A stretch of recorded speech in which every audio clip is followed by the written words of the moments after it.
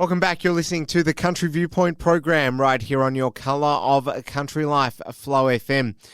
To a great initiative and something that everyone should make an effort to go out and see. We're talking about the Unbreakable Farmer, otherwise known as Warren Davies. He joins me on the line to talk about some future tour events and to talk about the mental health space with regards to those that work in agriculture and out on the land in general.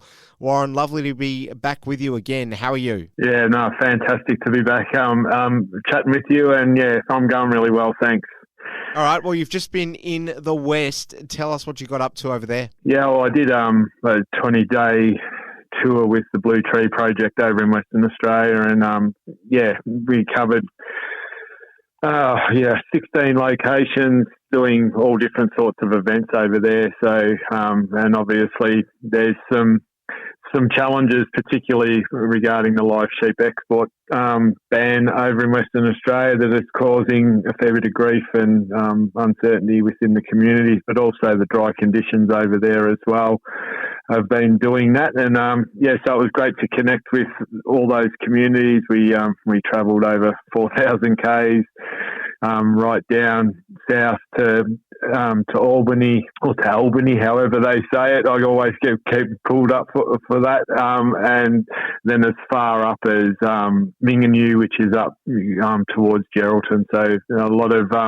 territory covered, and it was great to connect with all those communities. Very sort of unique terrain, isn't it? A lot of isolated communities in Western Australia. Did you find that you were having some fairly tough conversations along the way? I'm sure you always do, but are there any that were particularly memorable for any particular reason? And go into more detail as well on what people were telling you regarding the live sheets exports fiasco. Yeah, I think a lot of those conversations that I had, those challenging conversations, were all based around the live sheep export ban. And not just with farmers, but with associated businesses.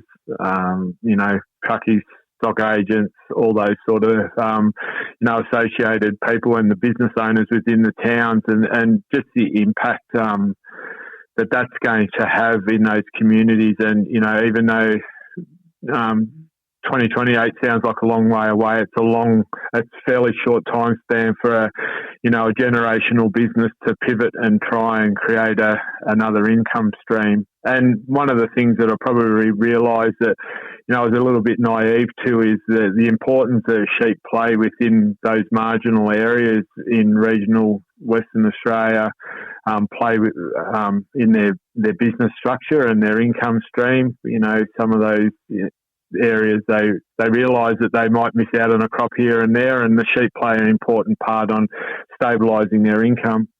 But some of the tough conversations that I had, particularly with some of the, younger people, young families, where, shearers and those associated businesses have been forced into, that FIFO lifestyle of going into the mines and moving away from their families, and the impact that that's having. And, I talked to one bloke in particular that really stood out to me within those conversations, where, he'd only been in that FIFO lifestyle for about four and a half months, and he's completely broken already. And that's really sad to have those conversations with people that are, thought that they'd be working on the land for all their life. Since last time we spoke to you, we've seen some really dry conditions hampering so many parts of regional areas where people are working on the land. That certainly had a huge impact on people's mental health,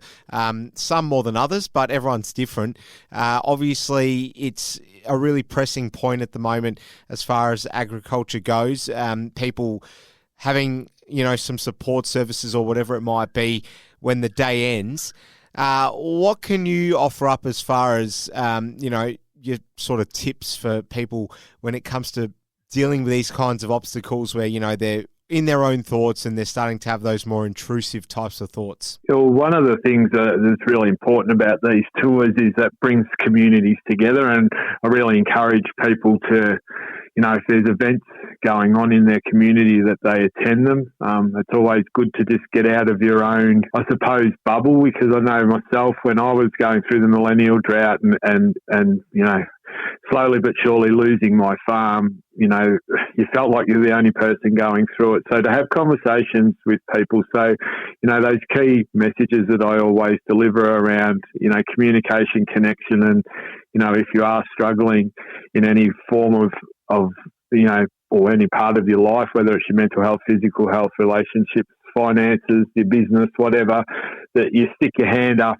and ask for help. It's not a sign of weakness. It's actually a sign of strength to do that. So, I really encourage people to stay connected to their community, particularly, when things get really busy, dry conditions where you're hand feeding stock or and you're really time poor and spending a lot of time by yourself as well. So having conversations with other people kind of puts a perspective on, you're not the only one going through this, and even though your situation's unique to you, there's support around you and you need to tap into that. All right. Well, I know for sure one event that so many here at Flow FM are looking forward to hearing more about is the Meningie Golf Club event on Friday the 9th of August.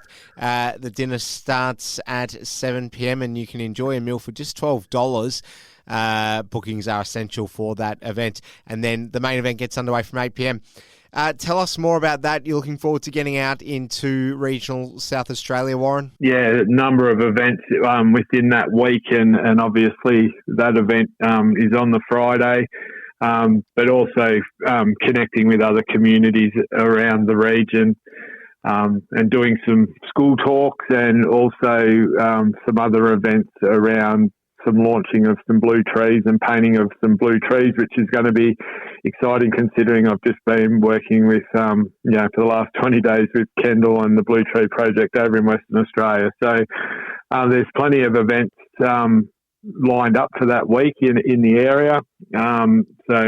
Just as I said, you encourage people to get along, have conversations with their neighbours and their friends and other people in the community, and obviously find out where the support is that you can lean into and make sure that you're getting the support that you need like you said, it's been a reasonably tough time for everyone. So making sure that you get that support that you need and be able to keep moving forward into the future. And Warren, how can individuals, community groups or schools get in touch with you? Oh, look, mate, through my website, which is www.theunbreakablefarmer.com.au, there's a connect form on the website that they can reach out to me. I'm happy to field any sort of inquiry, even if someone just needs to have a chat or needs to be pointed in the direction of the right sort of help. I'm happy to support them through that. So reach out anytime on Facebook, Instagram, wherever. But that form on my website is probably the best way to get directly to me. Warren Davies, the Unbreakable Farmer. Keep doing the great work you do. Great to chat with you, and all the very best. Thanks for your time. Thanks for the opportunity to have a chat.